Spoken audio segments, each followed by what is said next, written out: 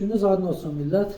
Demək mən klaviaturada nəsə yazanda telefonda bu köhnələr bilər. İndi bəlkə də köhnələrdə də elə olur.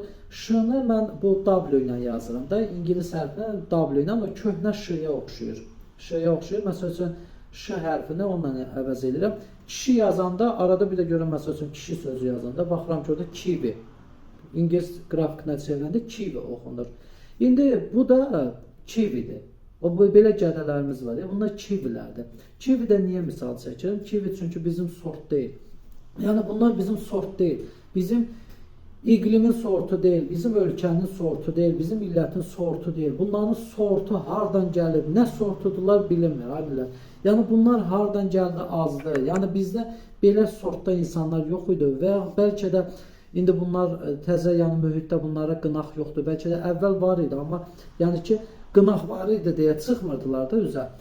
İndi bu sortu bəlli olmayanlar o qədər də canlılarına girirsən, adamın qabağına çıxır, atıram bloka. Valla bunu mən dünən görmüşəm. Yəni ki hər gün birini atıram bloka, görürəm ki çıxır yenə də.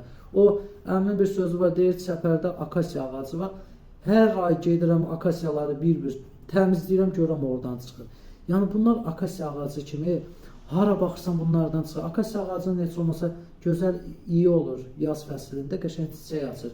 Bunların açlığı nədir bilmirəm də. Yəni bunlara da mən baxıram əsasda heç ona tamah salan belə insanları izləyənlər var ha.